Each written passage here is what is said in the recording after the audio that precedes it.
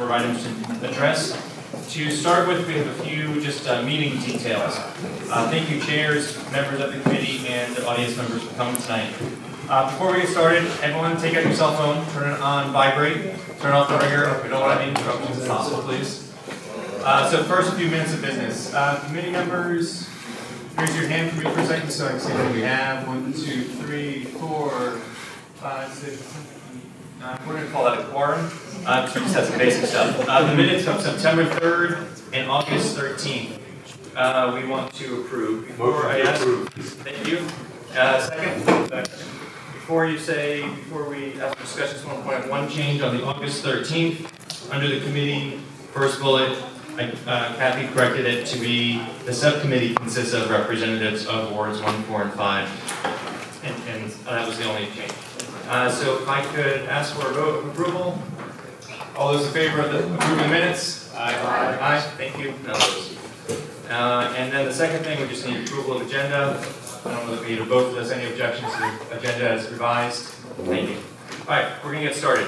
So we're all here today to discuss the proposed land swap. As everyone hopefully knows, well, let's go over a few details. The city currently owns the property on the east and west side of Spa Road. The Public Works Maintenance Facility was on the east side. That building was demolished, and the employees are working at a temporary structures on the west side of Spa Road and a facility on Chinkapin. The developer, La Terra, I should say proposed developer, has the right to purchase a 3.6 acre site on Forest Drive. La Terra has proposed to sell that site to the city for $2.2 million and purchase the 8.3 acre site on the east side of Spa Road for $4.2 million as part of a land swap. Alternatively, La Terra has offered the Forest Drive site to the city for $2.4 million if the city chooses to rebuild there and dispose of the Spa Road site via a competitive bidding process. So just want to map out the big picture that we're talking about. The task force is made up of 8 subcommittees: business and city employees, city finances, community, environment, housing, land use in partnership with other governmental agencies, and lastly, traffic, connectivity, and recreation. You are going to hear tonight from about 5 of those groups. All 8 submitted detailed reports combined in one report that we are calling the second interim report. It is on the city website, and that report is available at annapolis.gov/task. Okay? When you go to that website, you'll see all the information about this task force. If you scroll down to the list of documents, this is the most recent and therefore the last in the list of documents. And you'll see the work of all 8 groups. Tonight you'll hear from David Gerald to my left. He's the Director of Public Works. And then you'll hear from some of the groups. During the presentations, feel free to grab one of those index cards and write your questions. And you can submit them to me anytime you want. You can do it in between presentations or when all of them are done, whatever is most convenient for you. At the conclusion of the presentations, we'll ask for public testimony. And while you're doing public testimony, we'll distribute the questions and try to get them answered while you're still here tonight, if time allows. There's more pens and cards on that garbage. Thank you. Right over there. If we get past 8:40, I might excuse myself to handle some family obligations. I'm going to turn it over to Jesse, who's going to wrap us up if we get to that point. So I think that's all the background I need. I'm going to pass this on to David Gerald to get us started. Okay, good evening. I'm just going to provide some quick background information on the city part of this land swap. So this first screen you see up here, on the left is the old public, can you hear me okay? Yeah. Okay. The old Public Works facility on the east side of Spa Road, which has now been demolished, so that's an older picture. And then on the right is a rendering of the building design for the new Public Works facility. Next slide. Operational issues. Our facility requirements are about 25,000 square feet of building space. Most of that's going to be for fleet maintenance. We'll consolidate all the fleet maintenance for the city into this facility. So police, fire, public works, rec and park all go to this facility. And then some storage for some of our high-value vehicles. The public works functions that are going to consolidate into this facility, facilities, fleet, the sewer, collection system, stormwater, streets, and water distribution. As I mentioned, allows the consolidation of the 3 current fleet maintenance functions. Police, fire, public works all currently have fleet maintenance. It's all managed by public works, but in 3 separate facilities. This will allow consolidation.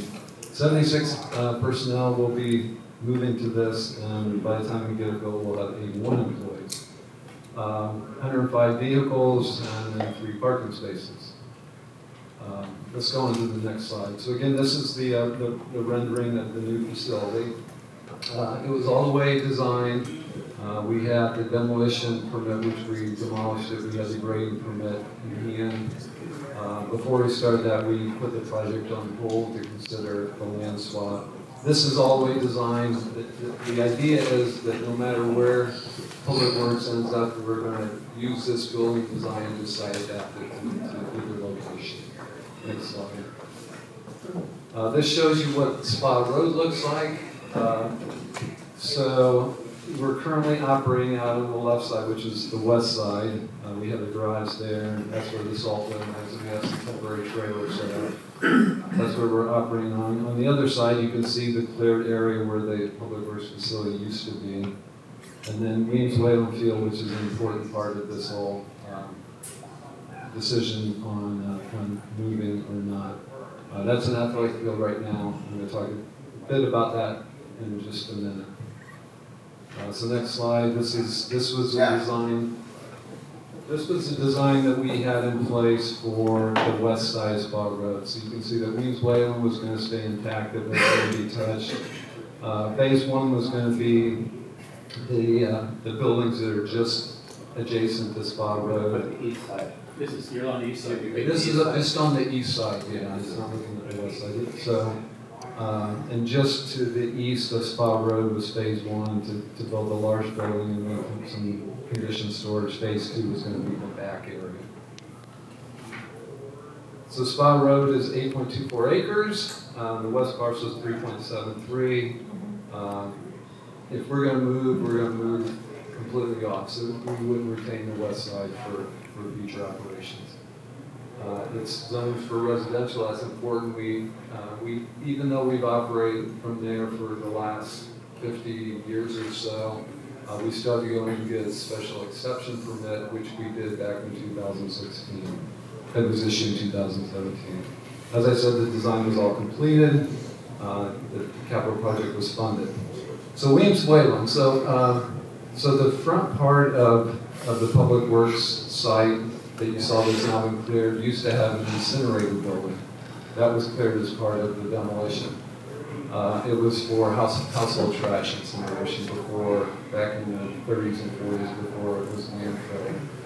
So the ash from the incinerator operations was disposed of down below in Weems Whalen Field. So we've done testing of that incinerator ash. We know it's contaminated. We know it has heavy metals and VOCs.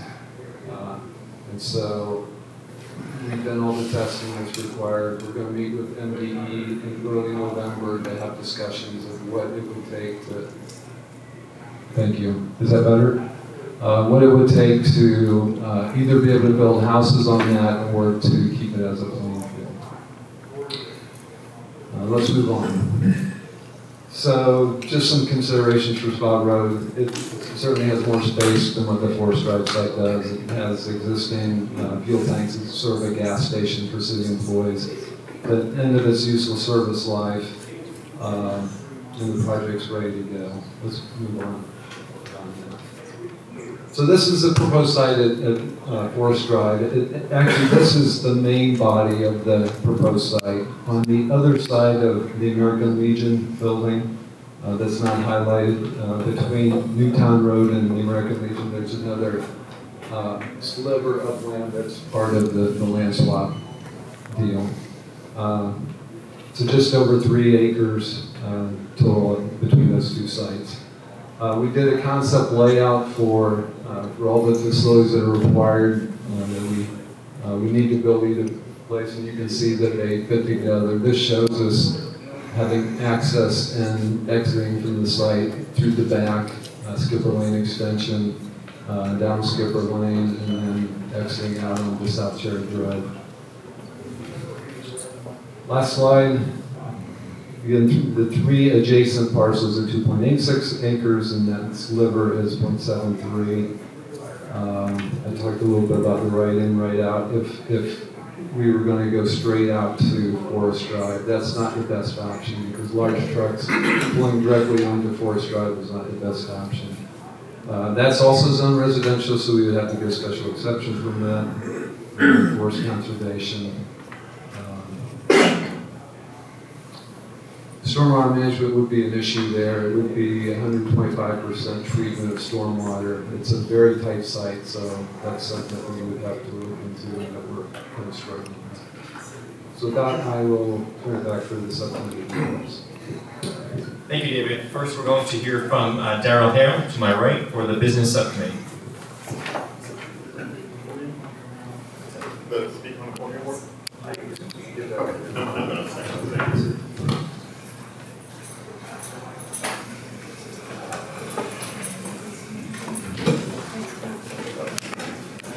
Good evening, everyone. My name is Darrell Hale, and I am the chair for the business subcommittee. The city council, when they put together the task force, they created different subcommittees, and there is a business subcommittee. And the role of the business subcommittee is to determine the benefits and detriments of moving the Department of Public Works to Forest Drive or leaving the Department of Public Works on Spa Road. So that was what we were tasked with. To accomplish that task, we did a number of things. We wanted to give business owners particularly on South Forest Drive, an opportunity to comment either through oral testimony, which is like what we're doing tonight with this public hearing, written testimony where they could submit written testimony and it'll be posted online, or there was a third option to give information through doing a survey that I developed using SurveyMonkey. The majority of people that I did hear from chose the third option, which is a survey. So most of the information I'm going to share with you comes directly from the survey. In the process of making people aware of this proposed land swap, I did a number of things. The subcommittee did a number of things. One is we met with people one-on-one, literally went door to door and made business owners aware of what was going on. 2, called people on the phone, called business owners and said, hey, do you know about this? And had conversations with them. And 3, we met with people as a group and met with people individually. And basically what we were trying to tell everyone is, 1, go to the website. There's lots of information on the website about the land swap deal in addition to reports that's being filed by all the subcommittees. Educate yourself about what's going on and then either participate in the public hearing or provide written testimony or do the survey after you've educated yourself about this process. So what I would like to do now is to share with you some of the survey results that I have to date. 59 surveys went out to 59 different business owners along the South Forest Drive corridor. Of the 59 business owners that were sent surveys, 26 responded, which is like 44%. So if we can get it pulled up, I will share with you some of those results now. And we may be having some technical difficulties. So, okay. I wish I knew a joke to share with you right now. We had technical difficulties last time, and we all agreed that, you know what, if we're going to make a mistake, we're going to make a new one tonight, and we wouldn't make the same. But somehow that didn't seem to happen for us, but that's okay. All right. So here's the survey that I put together, the subcommittee put together on SurveyMonkey and distributed to all the business owners. Please keep in mind, of the 59 business owners that this survey went out to, only 26 responded. And we asked basically 5 basic questions, and I'll read the questions and you can see the results. Question number 1 was, taking into consideration everything you know about the land swap proposal, would you choose to move the Department of Public Works facility to Forest Drive or leave it on Spa Road? The 26 business owners that responded said, basically 35% said move it to Forest Drive, and 65% said they would prefer that it was left on Spiral Road. Question number 2 asks, what do you see as the greatest benefit to your business by moving the Department of Public Works facility to Forest Drive? And then I asked people to rank it from most to least beneficial from one. And as you can see the responses, the most beneficial was more job opportunities in the community. And the second highest response was other. The way the survey was set up, it really didn't allow people to give a narrative response. So what I was hoping was in the public hearing and through written testimony, people would expound on what they meant by other and using those two options. Question 3 asks, what do you see as the greatest detriments to your business by moving the Department of Public Works facility to Forest Drive? And again, participants were asked to rank that. The greatest detriment was clearly more traffic congestion along Forest Drive, and the second greatest detriment was more noise pollution. Question number 4 asked all business owners, do the benefits of moving the facility outweigh the detriments to you? 36% of the participants believe the benefits outweigh the detriments, but 64% of participants believe it does not. And the last question was kind of like a catch-all question. Overall, do you recommend that the city proceed with moving the Department of Public Works to Forest Drive? And as you can see, approximately 35% of the participants recommended the move to Forest Drive, and 65% of the participants did not. So what does this mean? That people have strong opinions about this, but I think the subcommittee feels like we're still not getting the level of feedback that we would like to see from the business community, and I've tried to get a sense of why that is, and I've gotten responses that, well, we're business owners, we're busy, or nobody looks at their email. And I got one real interesting vague response that said, it is not in our business interest to respond to this survey. I said, well, that's interesting. Which could mean a lot of things, but I think some people may want to remain neutral because they don't want to be seen as for it or against it, and I'm not sure why, but what this subcommittee will continue to do until we file our final report is to continue to encourage people to submit written testimony. Hopefully people will give oral testimony tonight that I will be diligently recording as they give it, or participate in the survey, because at the end of the day, this proposed move, if it does happen, it affects us all. And some of the effects are good and some of the effects may not be. It depends on how you look at it. The only other thing I want to say before I sit down is that you may notice that, well, what about Spa Road? Well, you're not asking a lot of questions. The reality is the Department of Public Works is already on Spa Road. The other reality is Spa Road is predominantly residential. So the benefit and detriments to Spa Road are not as significant as it would be to moving it to Forest Drive that has not had the experience of having the Department of Public Works on Forest Drive. So I want to thank you for allowing me to speak to you tonight, and I want to thank you in advance for hopefully sharing your thoughts and opinions about this really important issue. Thank you again. Thank you very much, Scott. Scott, are you ready? Okay. Next will be Scott Gibson. He's the subcommittee chair for the City Finances Subcommittee.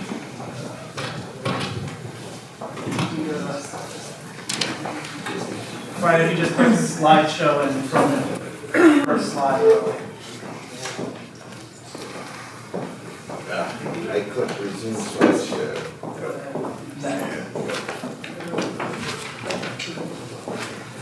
Sorry.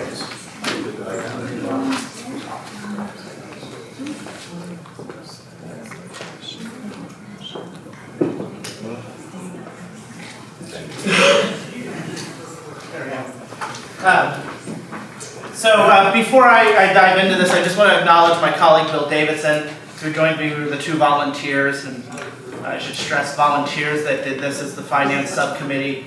We both have backgrounds in public administration. Neither one of us would claim to be economists, but we have extensive experience in public budgets and public financial management of the hands-on variety. So we dove into this. If we go to the next slide, you'll see really kind of how we examined this was by evaluating 3 questions. First, is this a reasonable deal? Pretty straightforward. Assuming that's a reasonable deal and it produces positive net proceeds, what does that look like when we leverage grants and what might we be able to afford? And then really looking at, does the location of DPW affect the cost of operations?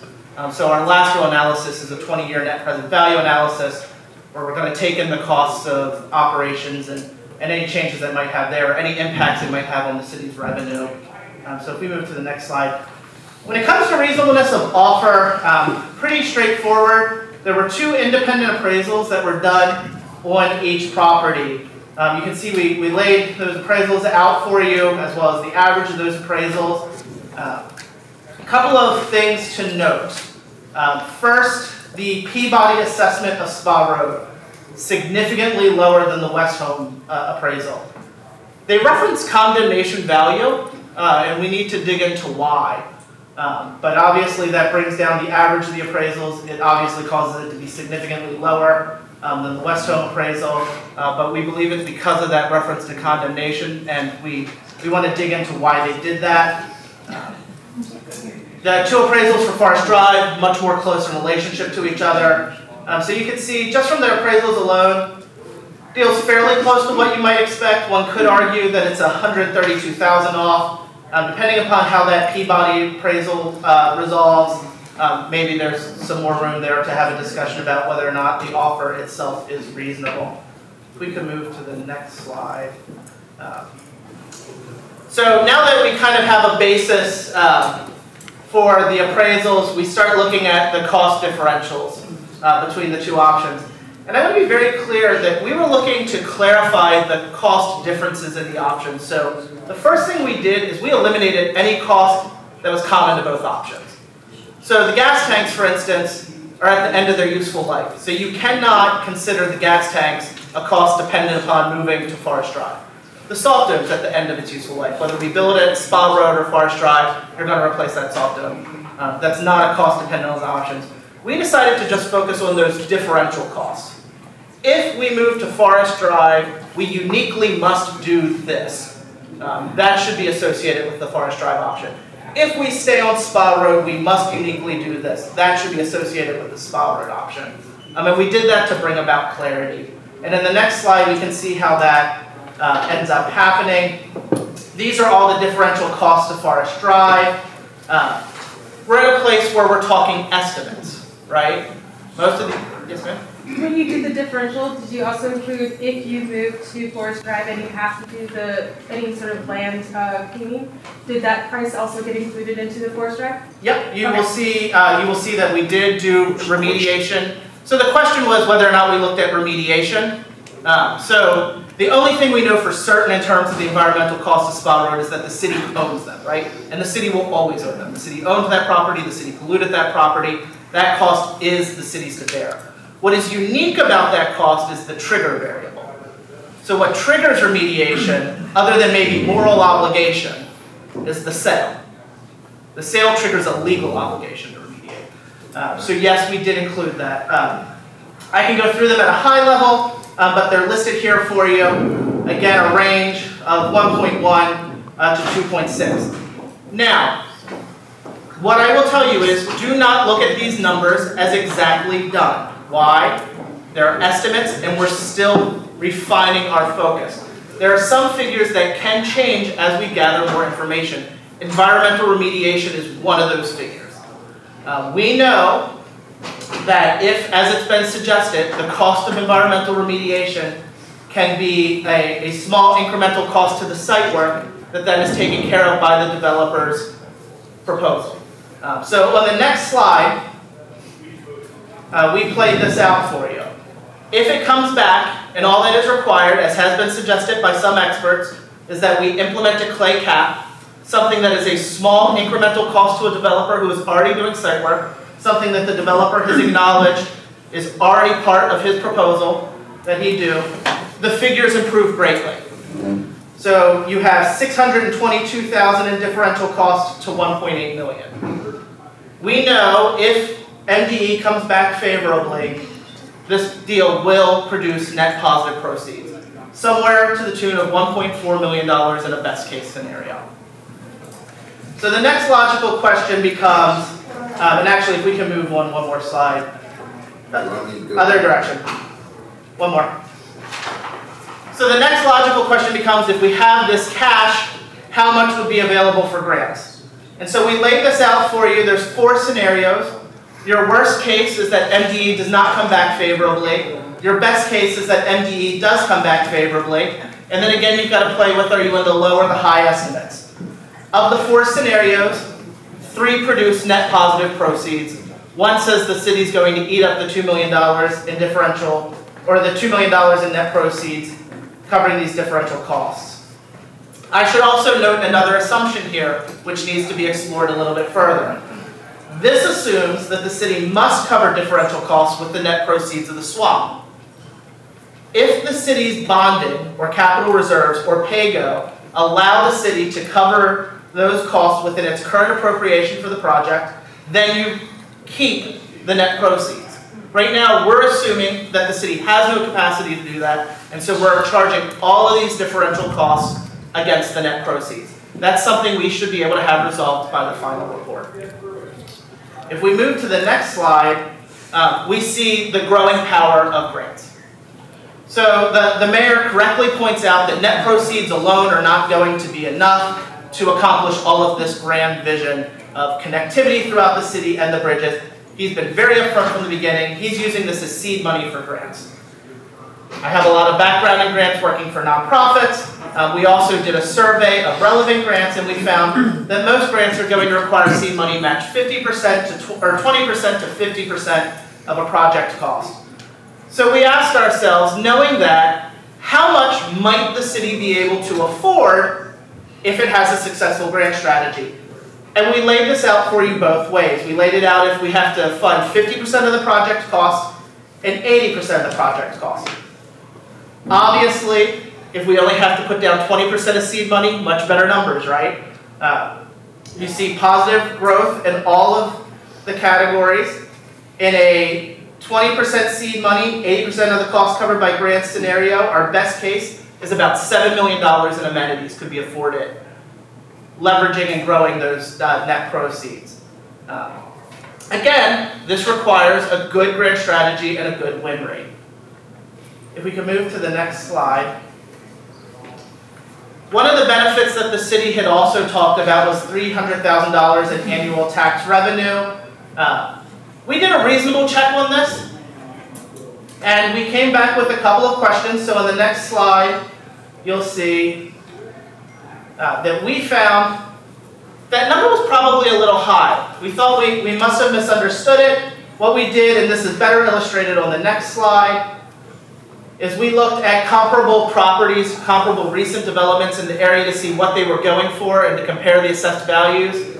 And what we took away from this is we were misunderstanding the $300,000 in taxes that is generated must be $300,000 in total taxes. The city's a portion of that, the state and the county are a portion as well. And so we did the calculation again on the next slide. And you see the city's portion of annual tax revenue is at about $156,910. You'll see that now we get square footage values much more comparable to what we saw at Village Green, at Enclave on Spa, and on Primrose Hill, which we use as comparison developments. If we move to the next slide. So at a high level, the benefits and detriments, what we were really charged with identifying. If we're talking about maintaining DPW operations at Spa Road, the design work is already fully paid. The project can be completed sooner, anywhere from 2 months to 14 months sooner. There is a detriment though here, and that's the opportunity cost. An opportunity cost is a real potential detriment for Annapolis. So Annapolis is only about 6 years removed from a negative outlook being issued by the bond rating agencies. All of us in this room know that just a couple years ago, the tax rate had to be increased just to maintain our current level of service. Annapolis does not have the strongest financial history. If we want to see improved infrastructure in our city, if we want to see improved investment in our city, we only have a few options. And one of them is better leveraging our assets through creative deals like this. The other options are increasing the tax base or increasing the tax rate. Annapolis has shown that it has little appetite for increasing the tax rate, and so a strategy of really creatively looking at your assets and how you can leverage them through public-private partnership is probably something that we should value.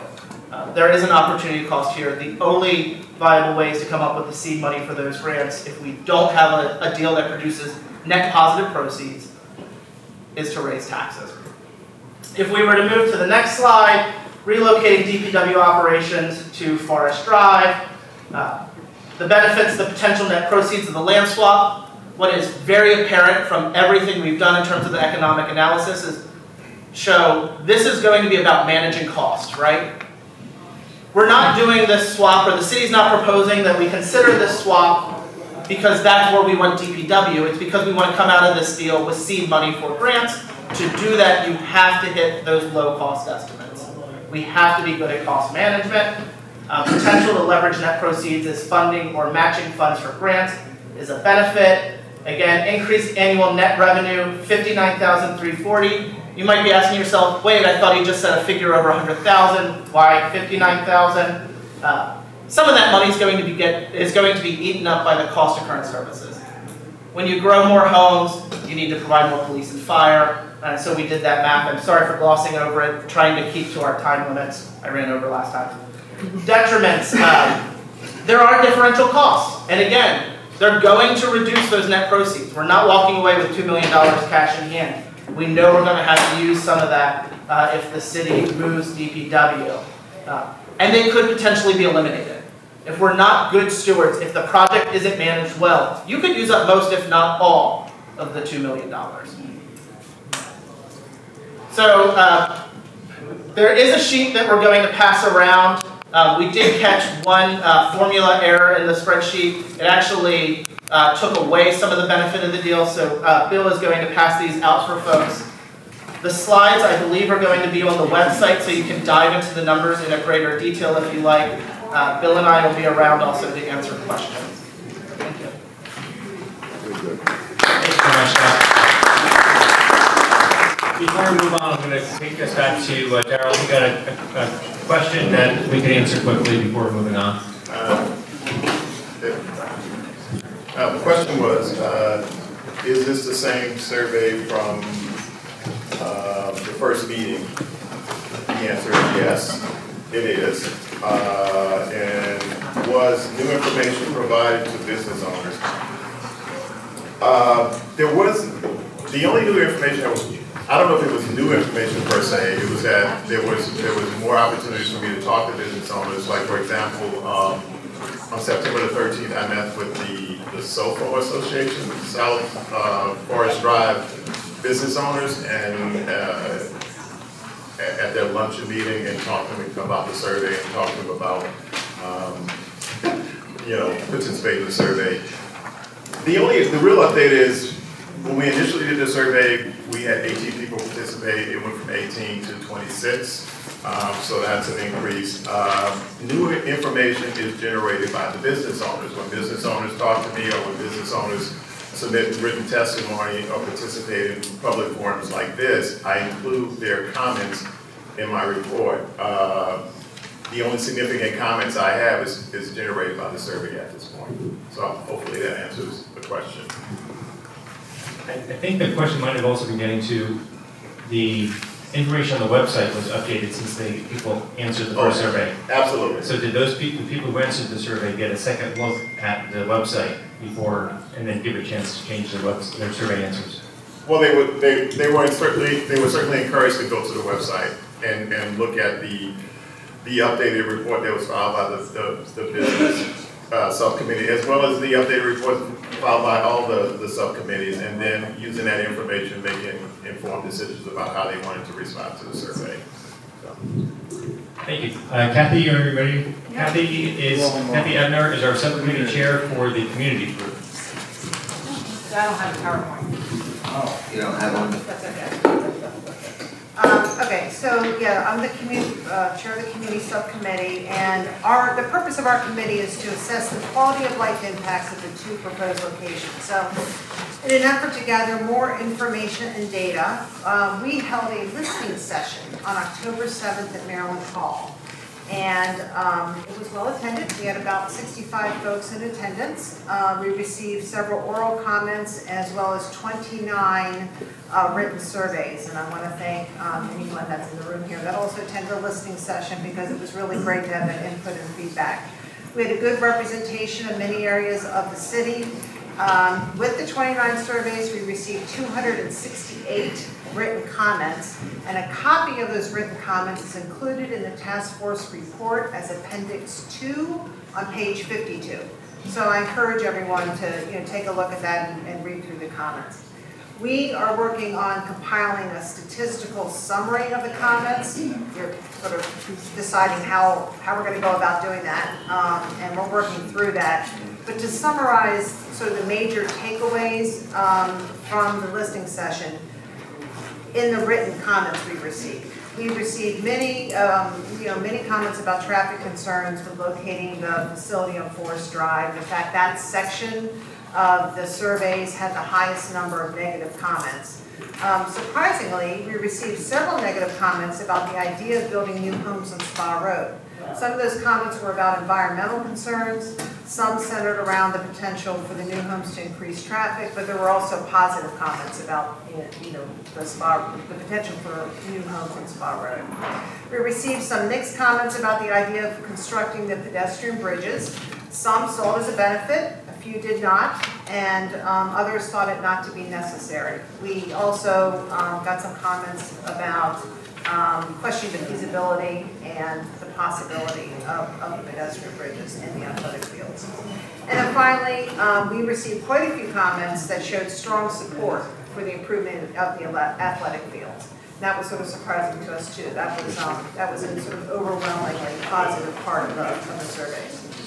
So in the interest of time, without going through sort of our entire outline of the benefits and detriments of the two options, I'll just point out the two major benefits for the land swap option, are that it would provide a new, and this goes to the quality of life impact on residents. And so, keeping in mind that that's what we're talking about, is that it would provide for a new housing community on Spa Road that could enhance the surrounding property values.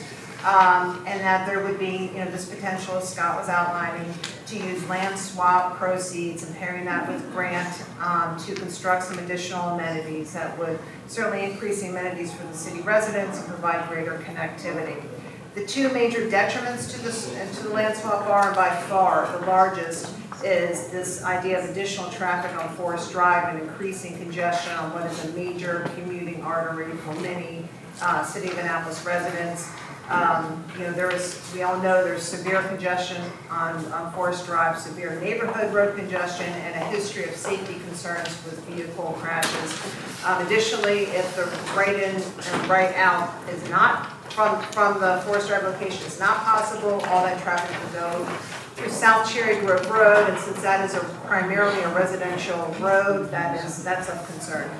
Second, given the small size of the parcel, the facility would be very, very close to, in proximity to the properties and homes at the Glen, which is a residential community, and those residents would be directly affected by the noise and activity of the facility. And the communities along Newtown Road would also be greatly affected. In terms of the Spa Road location, the benefit there is that construction of the facility can happen more quickly, and that location does have a history of the facility being located in that area.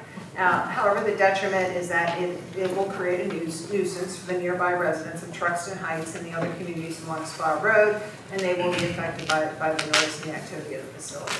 So we ended our report by noting, we are requesting some additional information. It would be very helpful to understand better what the design of the sound barrier walls, we're talking about having some sound barrier walls to help reduce the noise and disruption for the residents, to understand what the design of that will look like and how much noise will be reduced and disruption will be reduced, as well as understand the exterior lighting that's being proposed, because that will have an effect as well on the residents. We also requested, we were not crystal clear about how many homes are being proposed to be built on Spa Road, and so understanding that better in addition to their type, and also what the value would be, what they would sell for, to have an idea better about what's being proposed there. And then finally, and most of all, it would be very helpful to have a detailed design, a schematic as to what is being proposed in terms of the pedestrian bridges, and so that maybe a more accurate cost estimate could be developed, and then that could be paired with the information that Scott and Bill have come up in terms of the land swap proceeds and the grant funds, and to have a better understanding about truly what is the feasibility and the viability of what is being proposed as the amenities. Thank you. Thank you, Kathy. Before we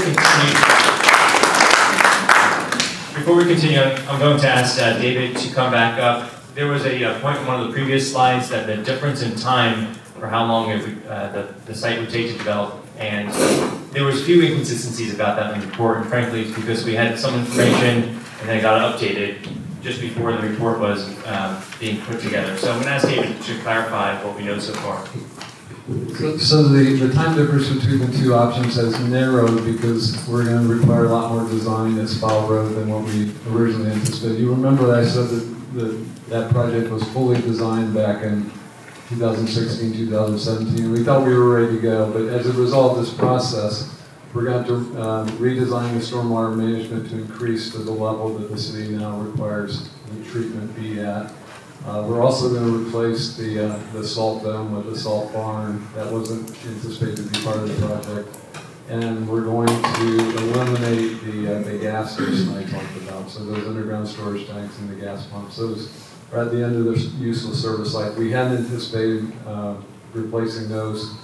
We're not going to replace them, but we are going to take them out and do a different way of getting gasoline for our vehicles. So the design for those additional features of Spa Road are going to close the gap between the two project timelines. And so what is the gap? It's about 2 months.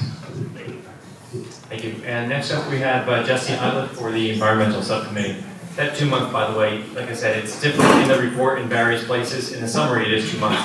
I had the David's information, but we'll expound on that better in the final report. Hi, good evening, everybody. So I'm Jesse Eilert, Chair of the Environment Subcommittee, along with Bill Davidson, who's been doing double duty on finance and environment. We divided up the environmental concerns into 3 main buckets. Some of the things that I'm going to talk about have been discussed a little bit by Finance and Communities Committee. Community. Yeah, Community Committee. But the contamination at or adjacent to the Spa Road site is obviously a big question mark and of concern to those of us in the Environmental Committee. Unfortunately, we're in just a little bit too early to have test results back from the city to determine the nature and extent and concentrations of those various contaminants. We should be having those results in soon, perhaps next week. And then once those results come in, the city will discuss them with the Department of Environment to determine the appropriate scope of cleanup activities. And of course, that's going to drive the cost considerations, and it's also going to play a part in environmental considerations for whatever option between swap and no swap is the best. There are different standards. If the city redevelops at Spa Road, and then the Williams Will and playing field will remain in place. There are different cleanup requirements for a playing field than there are for the construction of residential structures. So if the swap goes forward, the cleanup costs presumably would be raised. Our second area of concern was stormwater management. As the city has noted, the space constraints at Forest Drive for the Public Works facility would be pretty tight and pose a bit of a challenge for meeting the redevelopment stormwater standards in the city, which they'd be shooting for 125% of stormwater that falls on site for a 2-year storm being treated. So they'd have to do off-site mitigation, but it is unclear where that off-site mitigation might be. And so it's kind of unclear how that goal would be accomplished. If the redevelopment were done on Spa Road, it's a larger parcel, and so they would have more room to perform the stormwater management work that would need to be done. But as Director Gerald just mentioned, the design for what that stormwater management would look like is not yet complete. So again, we're faced with a situation where it's not entirely clear whether the extra space at Spa Road for the Public Works facility would militate in favor of making that a preferential option from a stormwater management perspective or not. And then also we were considering the impact to the local communities from an environmental justice perspective. As Kathy mentioned, talking about the community impact, if the Public Works facility is relocated to the Newtown Drive area, that is where the Newtown 20 community, Woodside, Homes at the Glen communities are, and it's all communities comprised primarily of people of color, and the impact there would be, the impact of the extra travel from the big trucks would matter. We heard in the public meeting last time around some folks from that area in favor of the idea because on balance, the prospect of the greater interconnectedness of the city and the bike trails and greater access to the downtown portion was appealing. But since the last public meeting, we've also received written public comment that was very concerned and I'm not out of line by saying angry about the prospect. So again, considering the wide delta between the best case and worst case scenario in terms of financing and therefore the ability of the city to deliver on the potential upside from this land swap, it's unclear which option would be better from an environmental justice standpoint. So I know that was a lot of time to say that we still don't know all the answers from it, but that's where we are. Thank you. Yes. Alan is a member of the Traffic, Connectivity, and Recreation Subcommittee, and he's going to present for that group.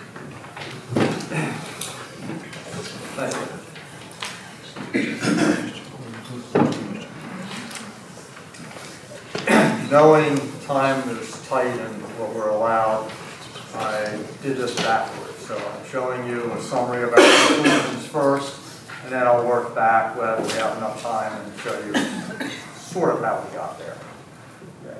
So basically, if we look at the two sites from a traffic point of view, at Spa Road, you have a traffic light right at the property, so you can leave at a signaled intersection. Forest Drive, we were given two options, either a right in, right out directly onto Forest Drive, or an extension of Skipper's Lane, which appears to be the desired approach, which would have traffic coming off of Forest Drive, down South Cherry Grove Road, across Skipper's Lane, up Newtown, straight into the rear, through the rear of the American Legion and to the rear of the facility. And we want to point out that Skipper's Lane is partially residential. There's townhouses on the south side, and on the north side at one corner is the child care facility. So it's not the greatest place to have a lot of trucks. Forest Drive traffic is at capacity. And the affected intersections, which primarily for people, vehicles coming to the facility from locations in the city, would be down Hilltop onto Forest Drive, or else Spa Road, and then down South Cherry Grove. Both of those intersections are in the top 10 for a number of traffic accidents in Anne Arundel County. In addition, adjacent intersections at Spa Road and Forest Drive, and Chinkopin and Forest Drive, and Bywater and Forest Drive also in the top 10. So you're putting additional traffic into heavily congested areas with a lot of accidents. We do connectivity and recreation, and looking at the recent history of Anne Arundel County, we feel that there is a good probability of using, if there are funds available, and grant sharing, getting funds, and that's with or without bridges. You know, we're connecting the various trails and bike lanes is a major improvement for the city, and that's not contingent upon whether or not you can get the funding for bridges. You have the next slide. Hit the right arrow.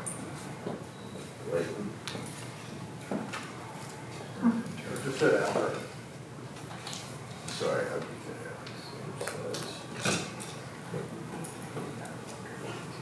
Try hitting enter.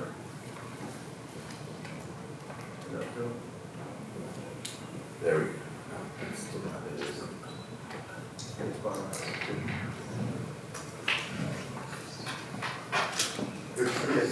This is why I didn't do a PowerPoint. Yeah. All right, while we're figuring this out, I'll tell you what I'm going to say. We use Google Maps traffic speed legend to gather data.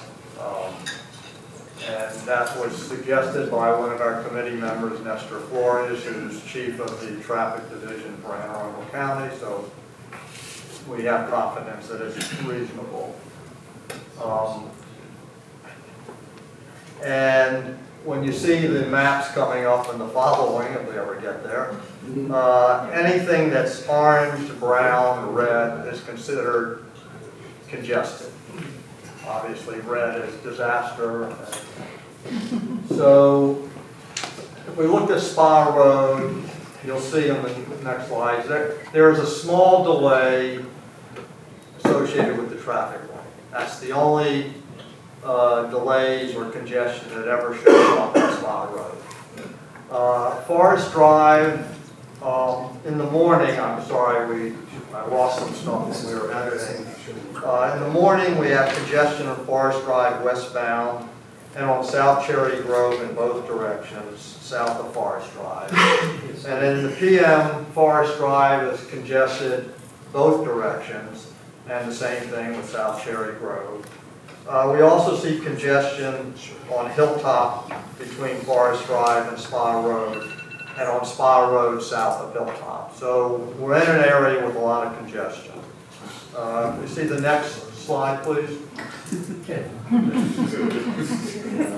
Please.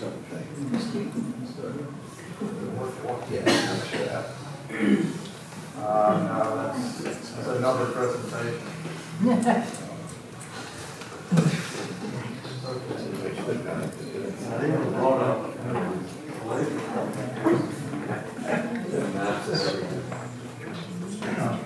So we all Doesn't matter. Okay. All right. Let me at least talk while we try to get this straightened out. From a traffic point of view, Forest Drive location is down the south end of the city. And so if you look at where the vehicles will be going when they leave that location,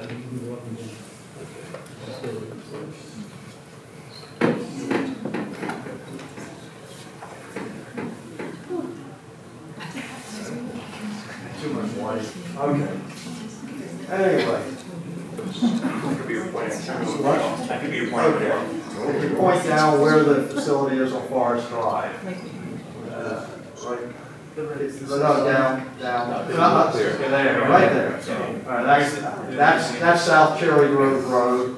You see the orange and red, and then right above it is Forest Drive. If I stand here, can you hear me? All right. So that, and then farther down, you'll notice coming at an angle is Hilltop and then Spa Road, which also show congestion. Looking at where you're going to go in the city, for most locations, the vehicles will travel Forest Drive, the Hilltop, and then up Spa Road past the Spa Road facility to most of the city and get on wherever. The other path would be if you're like in Admiral Heights, which is up top in the middle, top of the street in the middle, over a little more there. At least that's what the map says it is. You can come down, get on West Street, and then go down Chinkopin, which is probably the worst street. I don't even know if Chinkopin's in the city, but it's the worst street anyway for traffic. So it's not a good picture. What PM is that, Dave? What PM? It says PM. Yeah, this is 3 o'clock, 2 o'clock? actually, we looked at from 3 o'clock to 6 o'clock, and there was very little difference. This is 4, okay? But you pick it up for other times, and it looks almost the same. Now, I guess we missed the one for AM, but imagine the traffic flow reversing the Forest Drive and everything. Okay. You see pretty much same thing. Interesting, traffic is not quite as bad on Forest Drive. The backups aren't as long. I assume more people leave work at the same time to get home quickly than bother straggling in the morning at different times. That sort of covers, you get the picture. And again, the only thing you see on Spa Road is right, you can read where it says by Bates Middle School, there's a tiny little orange stretch, which is the traffic light. So, and it's for reasons we couldn't figure out, it's always southbound, morning or evening. So, I have no idea on that.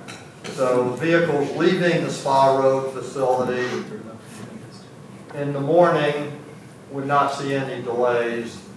Vehicles coming back in the evening would see a slight delay for the traffic light. All right. Okay. Okay. So basically, we're saying that we can leverage grants and use it for connecting the network for people getting around. Also, possibly just for improvements, if we can't do the bridges, we can get improvements on signal crosswalks. So if you, for example, right now on Forest Drive, the intersections of South Cherry Grove, Hilltop, and Bywater all have signal pedestrian crossings. You push the button, wait, and all the traffic stops when you cross. There are improvements you could put on those, better lane markings and all. But given the traffic situation on Forest Drive, it's very unlikely you can have somebody speeding down going through a red light because they'd have to smash through a bunch of cars anyway. What?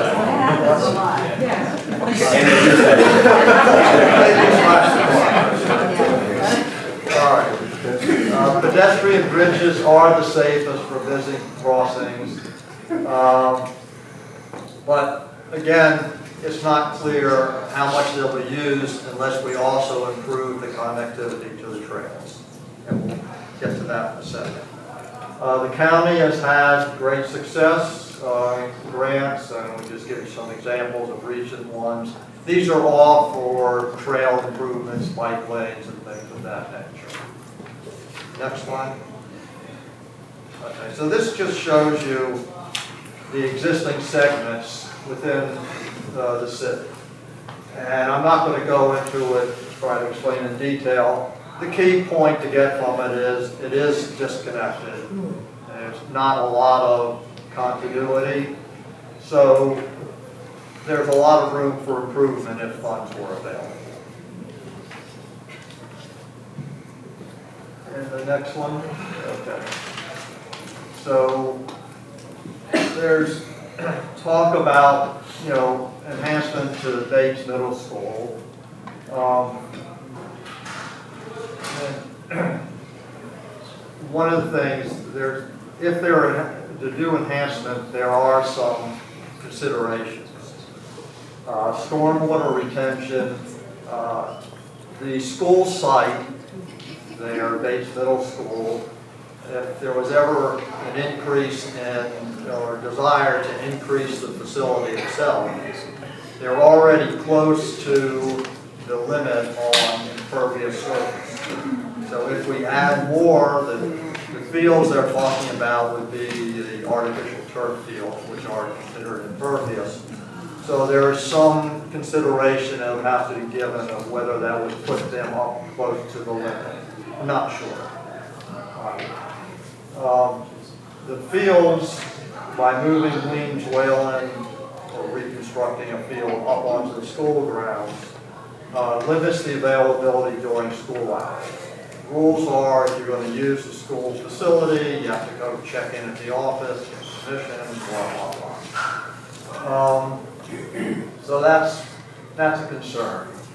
And then if they're not lighted, it limits the amount of time they could be used during non-school hours. And in the budgeting, money is for building fields. It's not clear, since these are on county school property, what the city wants to use money to build them, who's going to pay for the maintenance and upkeep. Now, just to show you, we didn't just make these up.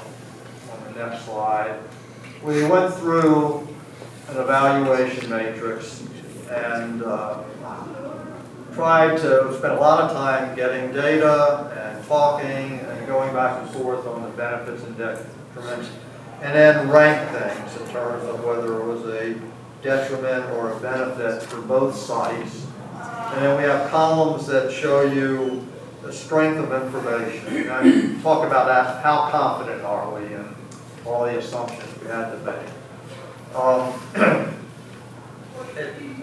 Too much information to go through.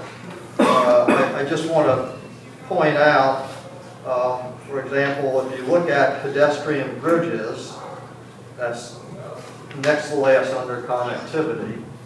We have it red under Spa Road location. That's because it won't happen if we build it there.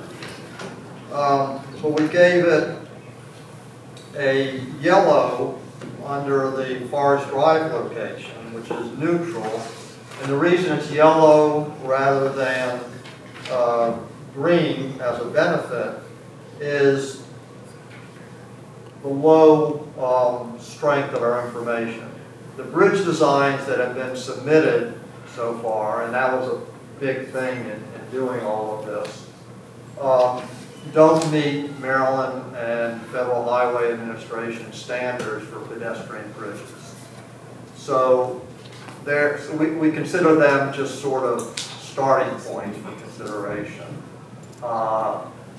Before we could really have confidence on the budget numbers or anything else that is reasonable to build them, we would have to see designs that meet the standards. Okay.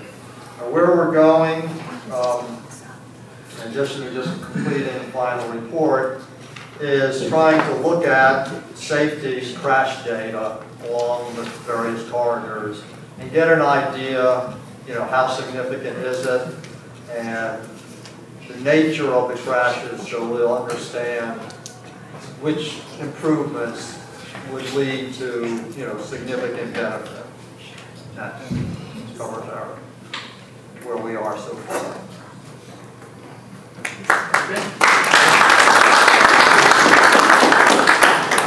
Thank you, Tom.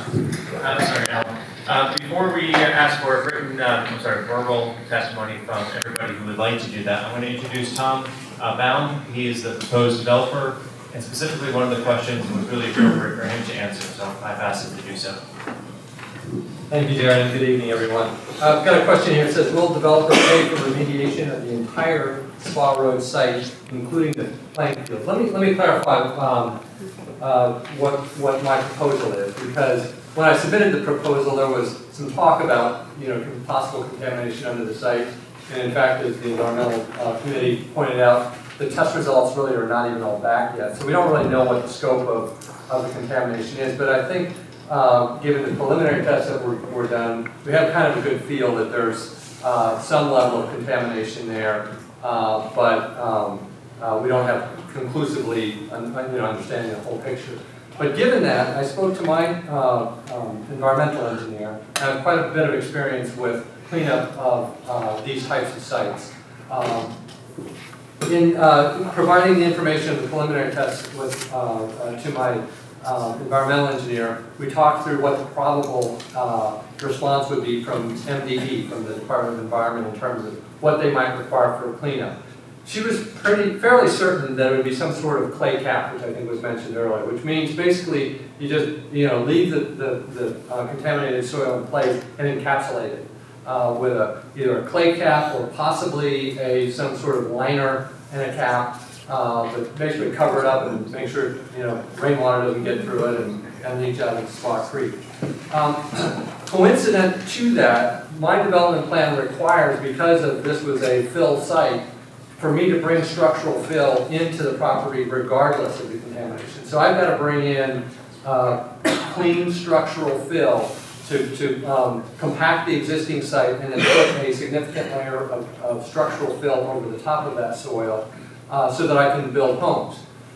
So if you think through that, I'm already doing that operation. So doing a clay cap would just be part of that structural fill operation. So it's an incremental cost to what I do.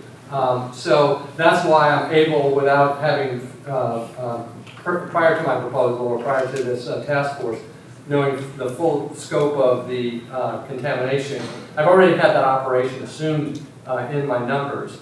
And so that's why I'm able to cover that. Now, if the tests come back completely surprising and there's something else that was there that we don't know about, then we have to reevaluate that. But there's some confidence in terms of the type of contamination that's there and what type of remediation that would be.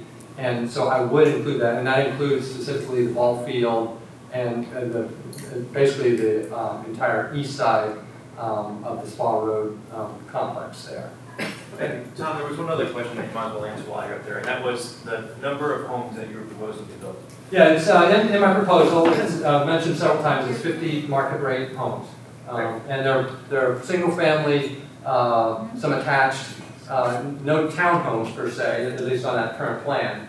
But a variety of types of housing, but it's basically single family. Thank you, Tom. All right, so I think I'd like to begin the public testimony. There's a stand up there. We could just do first person gets to go, and then we could form a line, and as the line rolls down, each adds to the line. If there's a delay, I got subcommittee questions ready to be answered, so we'll fill in any gaps while you're deciding if you have a question. But if anyone would like to start us off, feel free. So it seems like a lot of this hinges on the potential for grants. And as a scientist, a research scientist, I know that the potential for grants can mean a 10% success rate or a 50% success rate. And I would really hate to see a decision being made, especially since the connectivity of the Forest Drive neighborhoods is already so low, to hinge on that kind of potential. So when you say good potential, what is the actual success rates for these types of grants? Can you start off with, I'm sorry, can you say your name, please? Alexa Holford. Alexa. Holford. Thank you. Does someone want to answer that question? I'll take it. Thank you. Yeah. I'm John Corin. I'm on the Connectivity and Traffic Group, and I chair the Anne Arundel County Bike Advisory Commission, and I'm the lead for Bike AAA, the bike advocacy group for the county. The county has had great success with getting grants. I'll give you specific ones. In the last round of grants, which just came out a few weeks ago, the county got $2.4 million to construct Broadneck Trail Phase 3, $800,000. that doesn't matter. What's the success rate of getting those grants? How many grants do you have to propose to? 20%, 80%, 100%? Oh, in this round, well, I'll tell you, in this round, I think they went 3 for 3 on the grant. I mean, pretty selective about the sort of pre-positioning. So it's not like we applied for 10 and got 3. How many people apply to a given grant, and then out of the number of people who apply for that grant, how many win? I don't know the answer to that. We could probably find it, but I don't know the answer. I can tell you at the state grant that we got 2 state grants. One for $800,000. Out of $2 million of state grants, the county got an $800,000 and a $100,000 grant. Now, I can't tell you what all the other applications were. I can only tell you what we applied for. So most and government secured. grants will tell you how many applied and what the success rate was for that. So if the success rate for these grants is at a 5% or a 10% success rate, then that would make me very concerned that we're hinging a lot of these on it. If it's even at a 50%, then that's a flip of a coin. And these homes and these neighborhoods are already historically kind of disadvantaged. And so that seems like a lot of burden and a lot of risk put on our neighborhoods for something that is, not likely to happen. Yeah, fair enough. I will tell you what pre-positions us well for grants. And again, I know I'm not answering your probability question, but what pre-positions us well is when we can point to, it's in the approved pet bike master plan, it's in the MDOT priorities letter, and there's sort of been a history of it's in a plan. In the city of Annapolis, which has not applied for many, we have an approved pet bike master plan that calls for a lot of this connectivity. One of the grants we got in the last round, extension of the Poplar Trail, is mostly in the city. That was in the MDOT priorities letter. So there are things we can do to improve our probability, but I know I'm not answering your question numerically. There's one big change in the last year. We no longer have the Speaker of the House Minor, as a member of the... why don't you introduce yourself if you want to give... No, that's just... I mean, I have to say it. I'm just saying. Go ahead. Just introduce yourself first, please. My name is Minor Carter. I'm a lobbyist. And I'll say one thing has changed. Anybody involved in politics knows one big thing has changed for the city. We no longer have a Speaker of the House living here. And doing a lot of lobbying, it's wonderful when you go to the speaker and he says, I think that's a good idea. We don't have, and a lot of things happen, we don't have that power anymore. We don't have that money. Mike Bush was an incredible benefit to us. And we don't have anybody in that power spot anymore.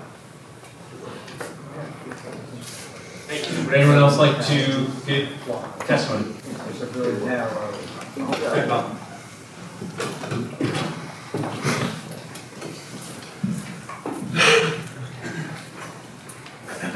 I actually don't want to give testimony. I just want to ask another difficult question. Bob, can you speak into the mic? Nobody else did.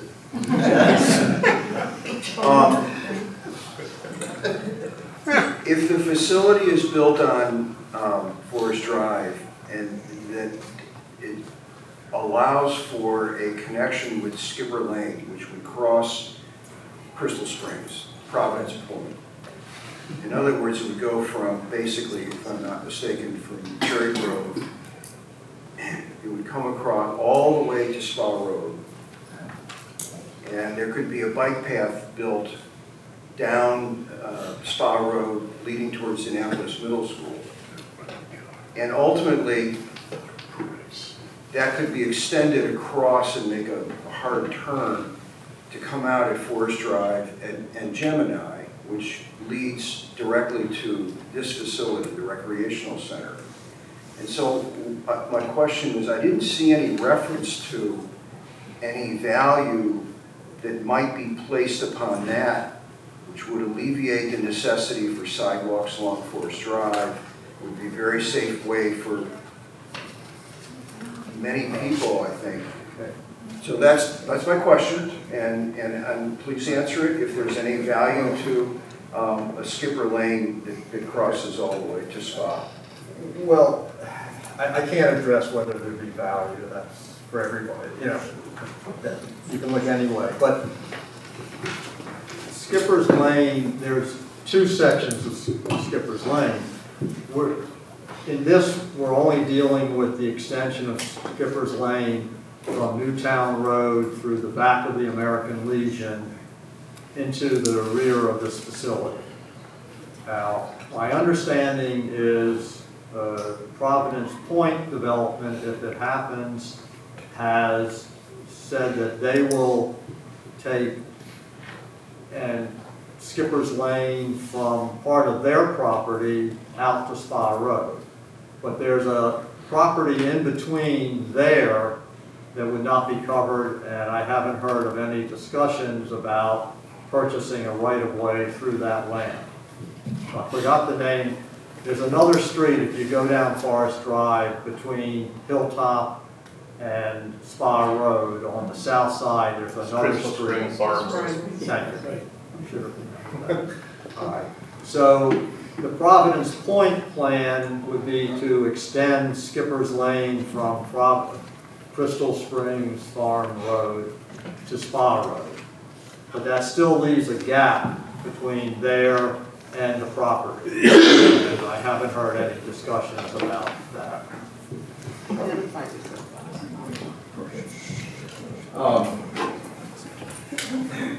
I was reminded to identify myself. My name is Bob Waldman. If I may be unclear on this, I may not be correct on this, but my understanding is that that strip of land is, I think, owned by Ms. Pearson, which would be part of that. And so certainly, in order to gain a Skipper Lane from one end to the other, one would have to cross that property and get an easement. But certainly, as part of the authorization from Providence Point, that might become, part of the negotiation. But let's just say that that's possible.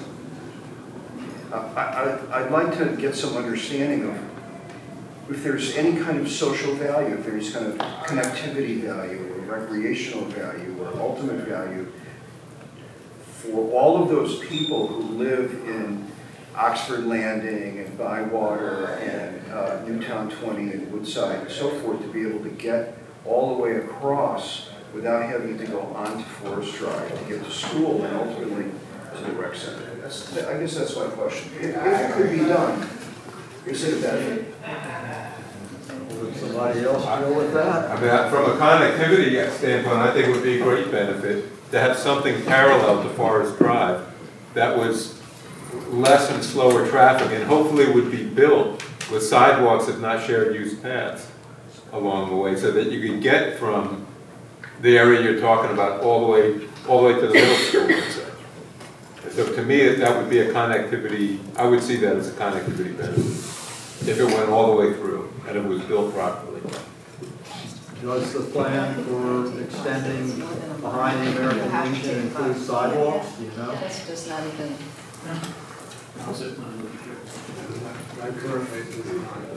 Because it's just, it's served as a driveway, at least. Right, that's my understanding.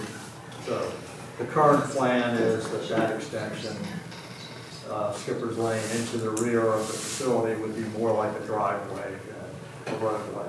Is not there a south side to that Skipper Lane? No, It ends. it just ends. Yes. But my point is that could a sidewalk be built on the other side?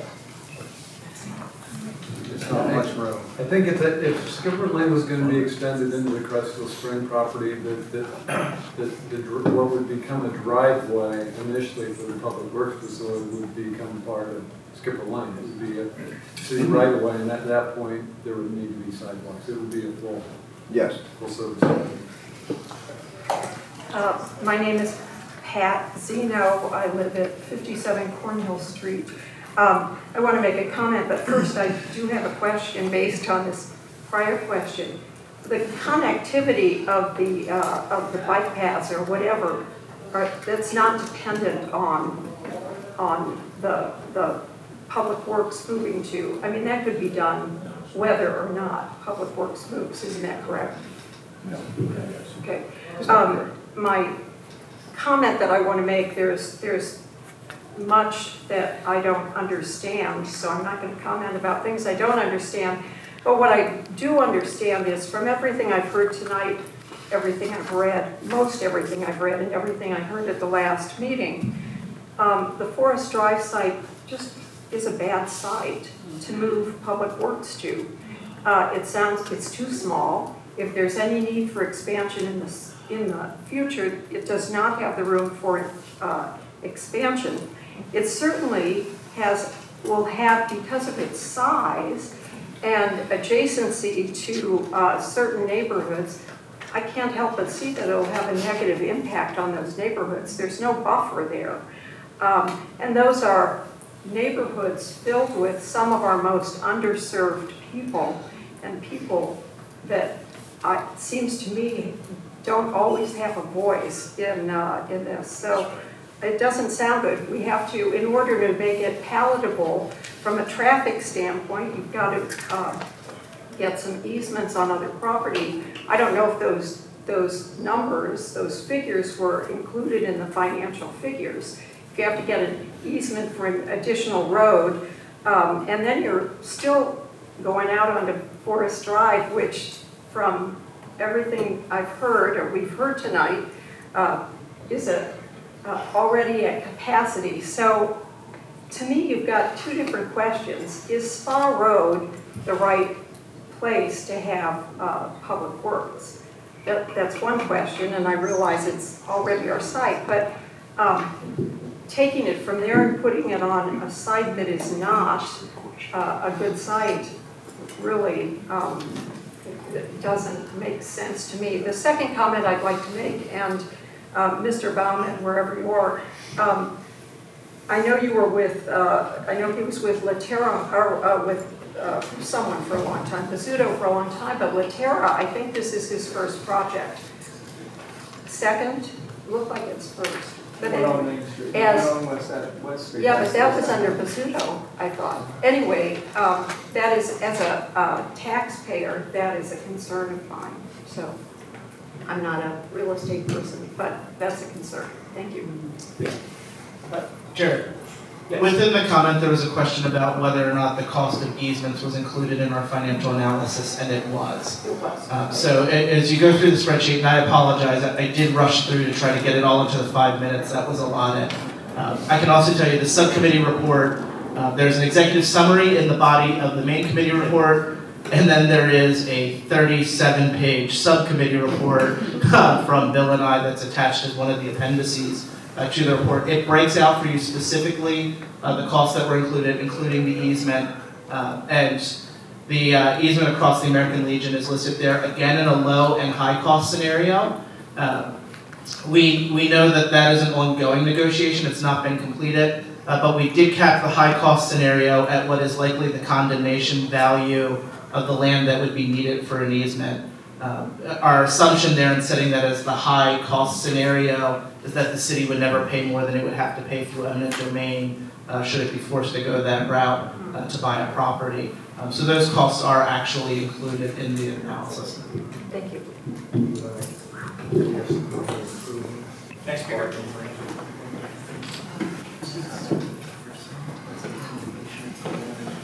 Start with your name, please. Yes, hi. Nancy Williamson, I live in Eastport. I have a question, if Mr. Gibson could, you said you have easement estimates. The easement that was being suggested across the Village of Providence Point property, the Skipper's Lane extension. There's no proposal for an easement across that property. Currently. At present. So what's being proposed by the speaker, Mr. Walden, is that the city would have to get that easement. That would be separate and apart from this project. It's not necessary for this project.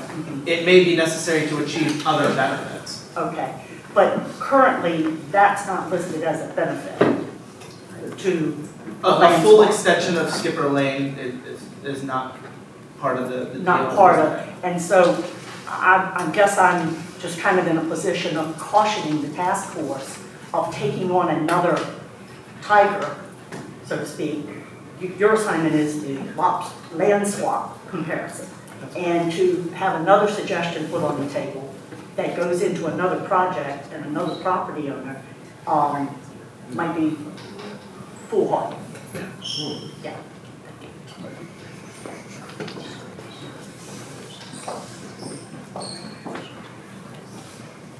Hello, can you hear me? I'm Julie Kaiserball. As someone who has been to every one of these meetings, I think it's really interesting. The tone at each meeting has been very, very different.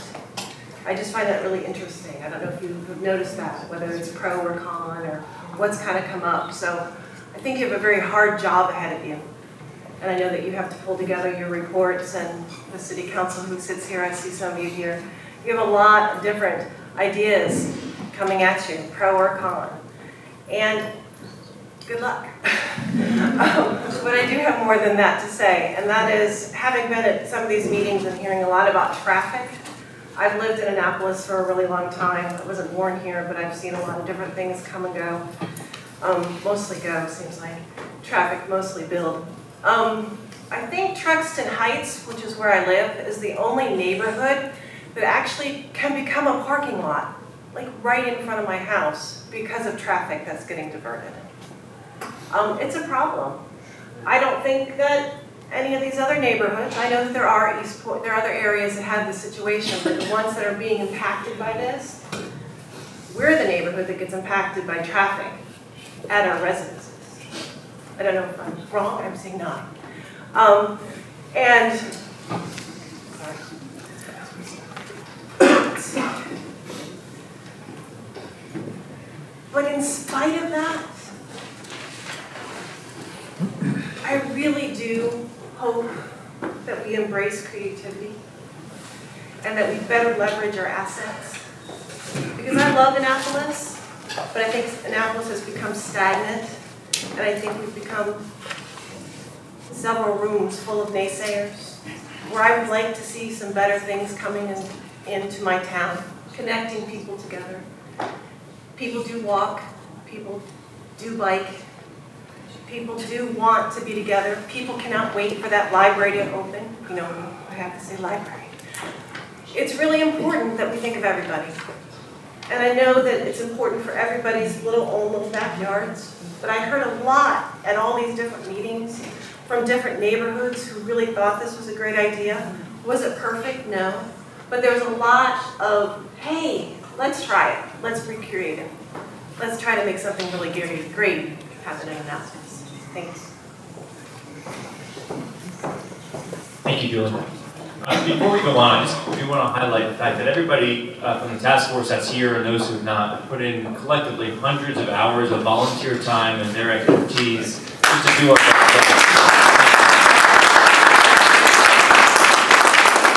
Thank you. We certainly worked hard and deserve that. I appreciate that. Any other public testimony? It does seem that most of you guys don't have your official reports finalized and that there's still a lot of questions. Is there going to be one more of these just so that the public can see what the final official recommendations from you guys are and respond to that? So after this, I'll go through the rest of the process. So again, we were formed back in July, given the period of time, and my commitment to get this done before Thanksgiving. So after this, the committee will meet one more time. We're going to have a third and final report. After that report is issued, it will be made public and sent to the council. The council then will take whatever time it wants. I believe they have a work session scheduled for, is it January or December? January the 9th, I think. January? Yeah, the third Thursday of January. So there'll be a work session before the full city council where I will ask all the chairs and I will have another presentation. And then the council will have its work ahead of it. No matter what the council decides, it will have its own public hearings. And there's going to be a decision tree, which I've asked the city to help me include in our report to help the readers understand what the decision tree is for either decision. And so as someone who just tries to be really connected, I follow Annapolis on Twitter and on Facebook and places like that. I've had a really hard time finding about these meetings.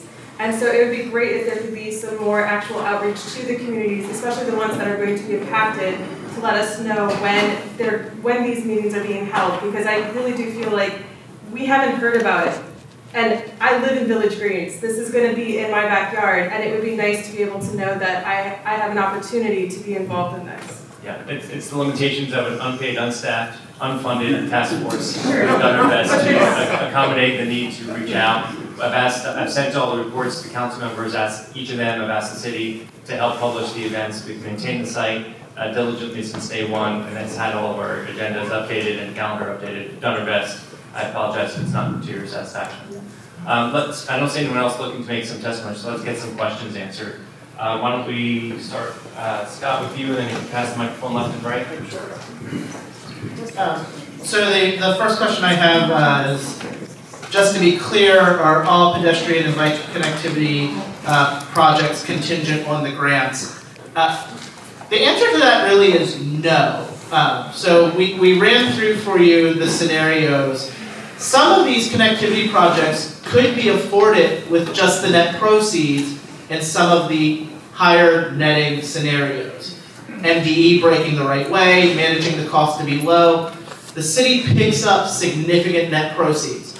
Now, it will not be able to, with those net proceeds, afford the biggest project amenities, which are the bridges. But could it afford better trails without grants using the net proceeds? Absolutely. So the bridges, if my memory is correct, high level, those are $1 million components themselves. Those require grants.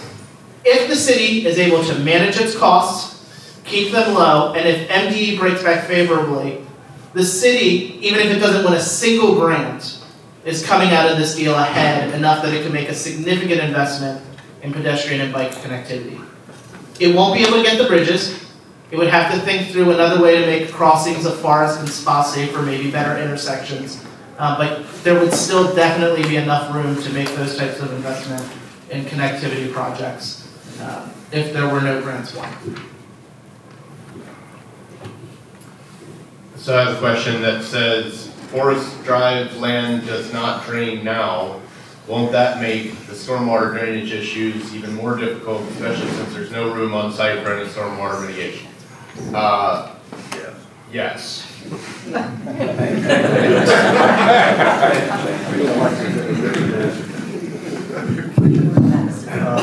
The question I have is the vehicle accident data from the Hilltop Forest Drive intersection from before or after the lane realignment and no right on red from Hilltop changes? Yes, it is from before. It's cumulative data from, I believe, 2017 to 2018. So those changes could have an impact on that. It's still too early to tell.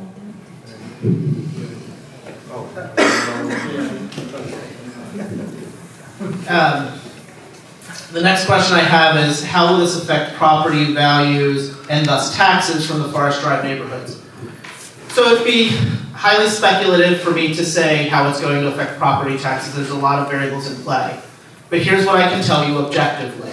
When we were going through and we were testing the property tax assumptions, we pulled subject properties that were within eyesight of the Spa Road DPW location that's existing and that are in eyesight of the Forest Drive lot. The developments were built at about the same time. They commanded about the same price and the same value per square foot. We can say that property values in both neighborhoods, Spa Road, where there's a DPW now, are just as strong as they are on Forest Drive. So I can't speculate on specifically what would happen to property values. It probably also depends on, are you near it because you're immediately behind it or you're Village Green behind it. But what we can tell you objectively, and you don't need to trust me, you can look at the numbers that are in the report because we shared it in the report. We pulled all the SDAT data on a couple of neighborhoods in close proximity to both locations. We did that because we were testing the reasonableness of the property tax assumptions. We found both areas had high property values. Both areas were commanding about the same per square foot when you looked at those developments. So take from that what you can. Another question about stormwater management refers to the Spa Road location and asks, couldn't stormwater mitigation be done on site? Does the proximity of the Spa Road location to Spa Creek make it easier? So I'll take the first one, the second question first, and the proximity to the creek does not make it easier.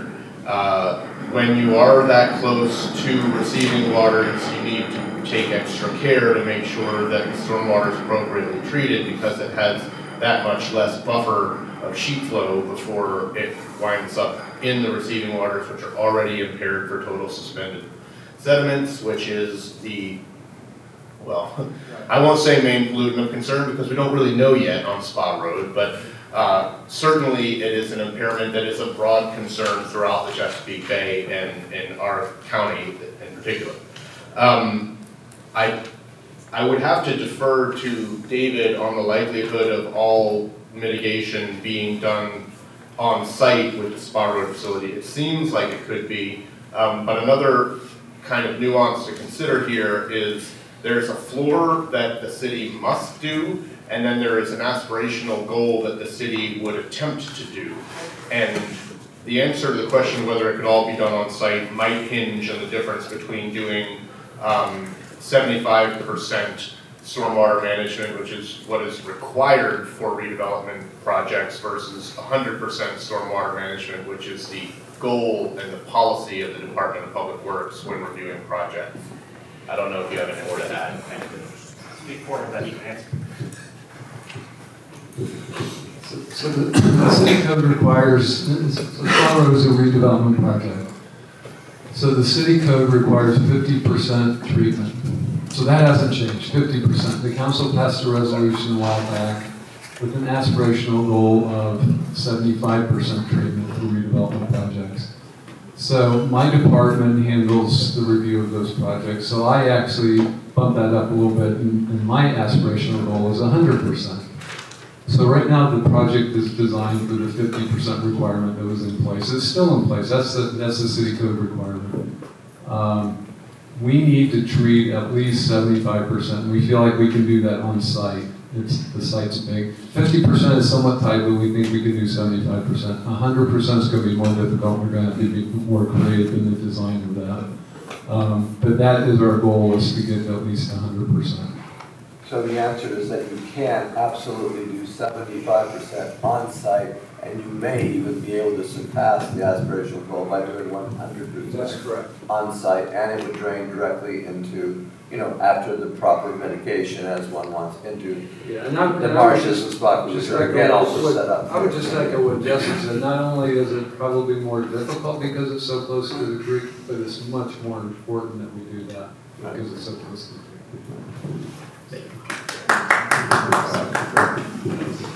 This is a question for the business subcommittee.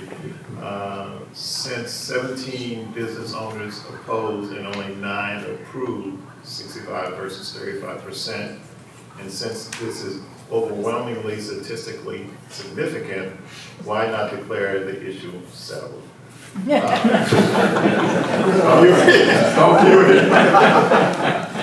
Well, you're actually right.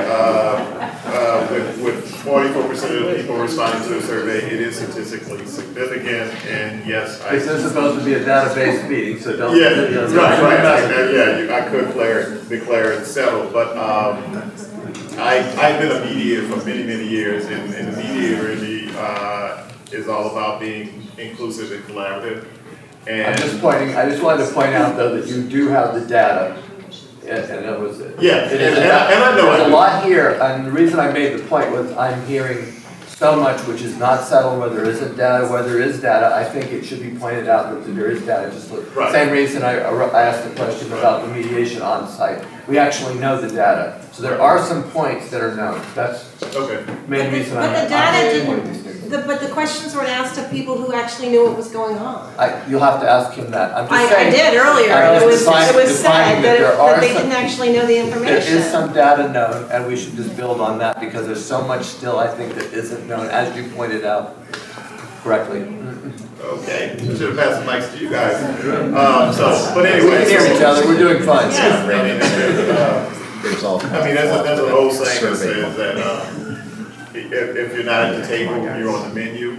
And my fear is, after this is all said and done, there are going to be these business owners that come to me and say, hey, I didn't know I was on the menu. So had I known, you know, and I'm really trying to avoid that sort of scenario. But we're there in terms of statistics. You should keep doing Thank you. I need to head out. Elliot's going to take over as vice chair of the task force, and we'll continue with questions.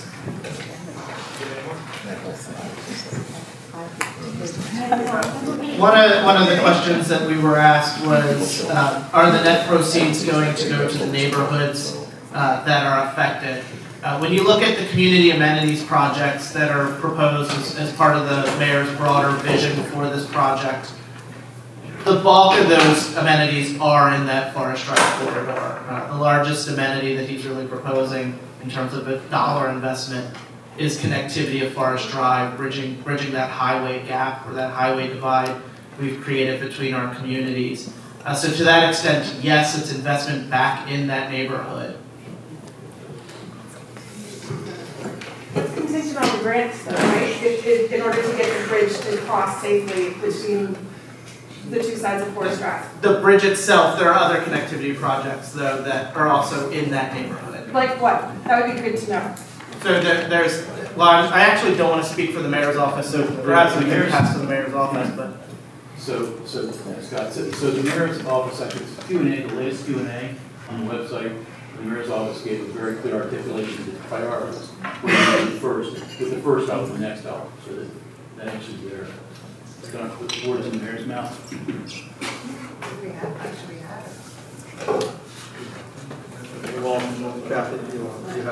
Yeah, actually, I have what you're referring to. So the mayor had written in order of his priorities that first, any of the, right, make sure I read this right? That the funds that were leveraged would first be used for the American Legion improvements, because we need to, have a negotiation with them to I guess, work out the easement. To be fair though, those would not be considered net proceeds in our analysis, those would be differential costs, because you need to do those. So in terms of the net proceeds that we identified, the American Legion dollars have already been spent. All right, well then second was remediation of the Weemswam field contamination, which would have to be done regardless of whichever site is chosen. Those also would be differential costs and not net proceeds. Okay, then third was the Forest Drive pedestrian bridge, fourth was Spot Road pedestrian bridge, fifth was bike path, sixth was ball fields. Bike path is where to where? Yeah, I mean, that could be anywhere in the town. Is that going to be something to help the neighborhoods that are impacted and affected by moving it to Forest Drive? Can't answer that.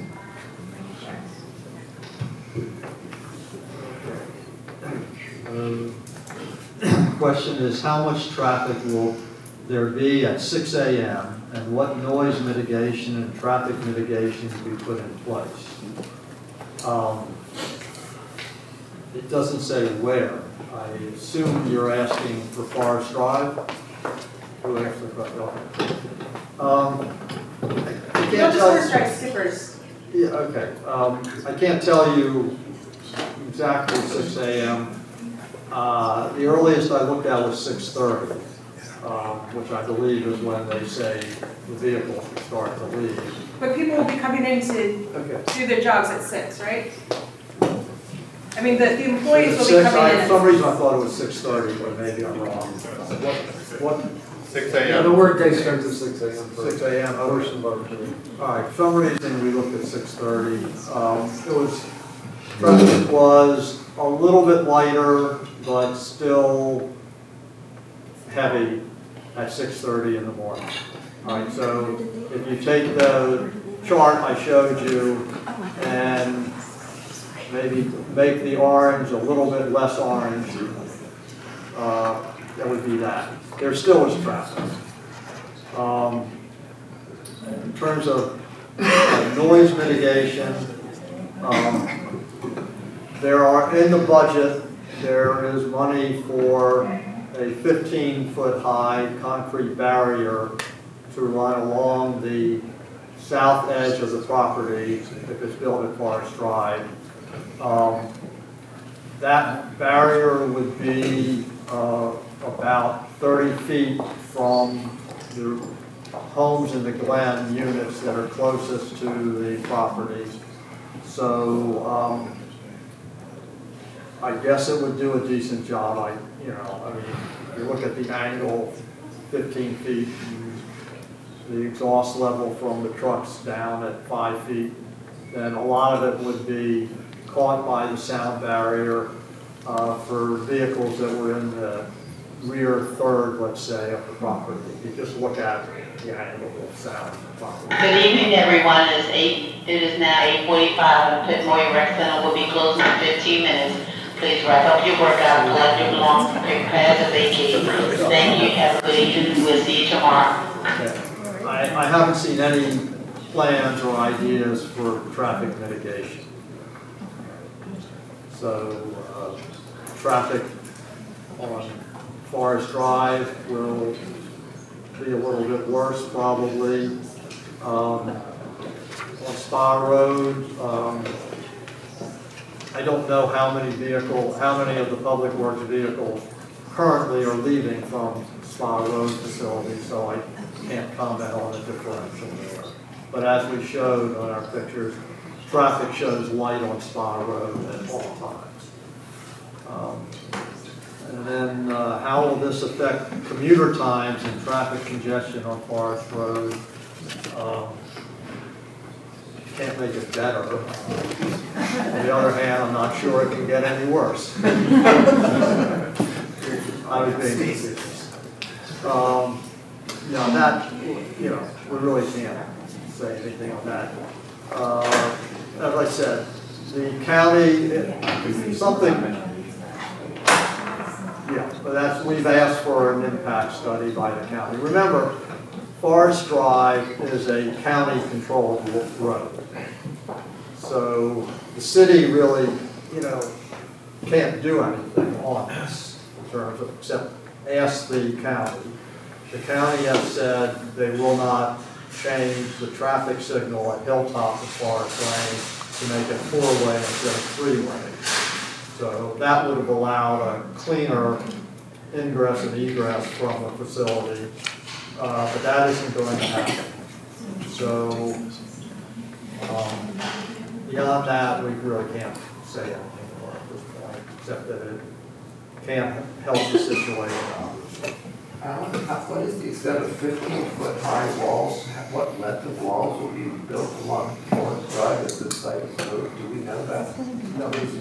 No plans for walls on Forest Drive. I thought you said sound buffering, which would. That's at the south end of the property where, from the south end of the property to some of the townhomes, the homes in the Glen, is only a 30-foot spacing.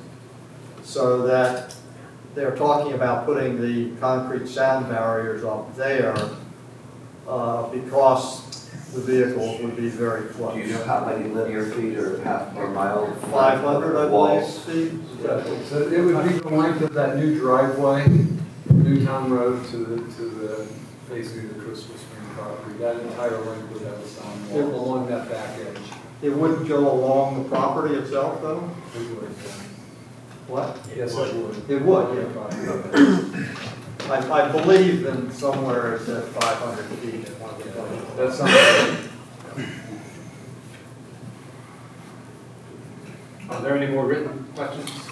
I don't have any. No. No, that's it for me. Anybody else?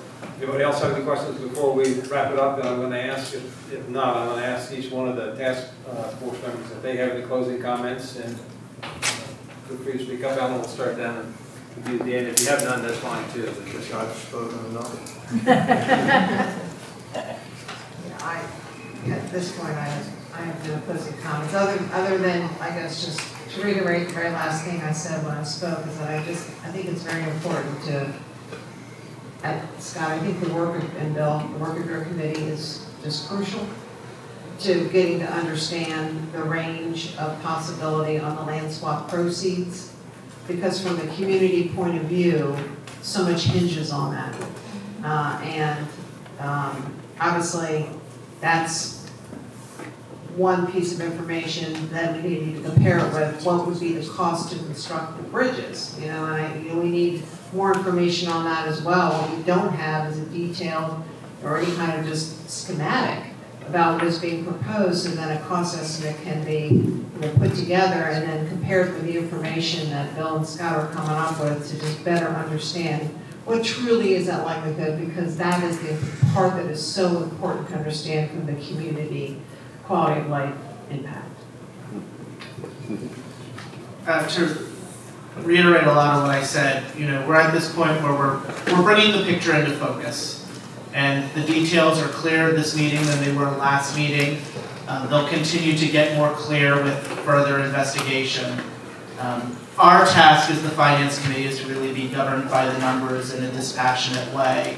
And so we've showed all the scenarios, the great, the good, the bad, the ugly. And please read the report. If nothing else, just read the exhibits in the report, because the high-level, meaningful numbers can be found in the exhibits. And what you'll see from these exhibits are, there are paths where this turns out to be a good thing, but what's required for that?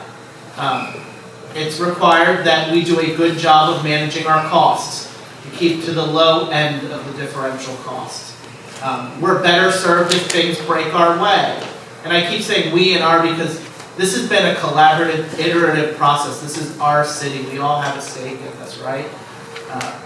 So, we need to manage our costs, keep our costs low on that. We need to be lucky. We need to have if MDE comes back and all that's required is a clay cap, those numbers get a heck of a lot better, right? So we need good cost management, we need luck. If everything breaks our way, if we do a good job of managing costs, we've got a lot of money to play with to invest in investments, even if we don't win grants. There's lots of scenarios where we come away with a modest amount of money, which we could invest in those projects or increase through winning grants. And then there is a scenario where nothing breaks our way and we don't manage costs and the $2 million erodes completely and we may even have to dip into our pocket a little. But what I'll say is, again, the numbers aren't final. We're at an estimate phase. We're coming into focus with just a little bit more time and a few more answers. We'll have clarity on a lot of these things. So it's worth us continuing to investigate. And I also really want to thank the city staff. We're volunteers, but the city staff have done a tremendous amount to facilitate our work. This really, Bill and I were commenting about this earlier. We've both been in government a long time. This has probably been one of the most transparent, collaborative processes I've ever been involved in. I actually joked, I used to sit in city staff seats when I worked for Hartford County. This process probably would have frustrated me because I'm sure it's created a lot of extra work for them. But it's certainly been a really good exercise, and I appreciate the opportunity to participate. I think that the main takeaway from the environment perspective is that we really need to know very clearly what the extent and nature of contamination at the Spa Road area is. That's obviously going to drive the fiscal analysis, and the fiscal analysis is going to drive the community impact analysis. And so at the end of the day, it all comes back to what's under the surface of the soil on the Spa Road site.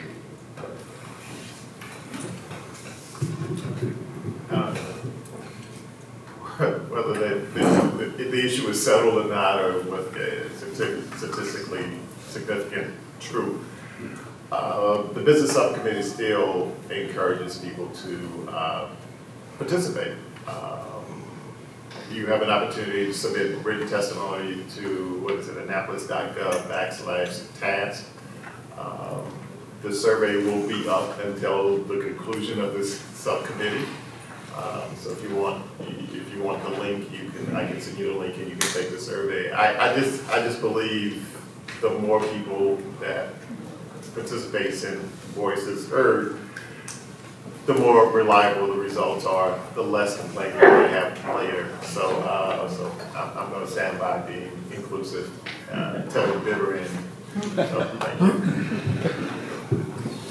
Okay, if Jared were here, he would say, I'm sure, thank you for coming out, spending your time tonight talking about an important issue. Great panel, great task force. Everybody is hitting on all cylinders, and thank you very much. And as Jared would say, go to the website, check it out. Meeting adjourned.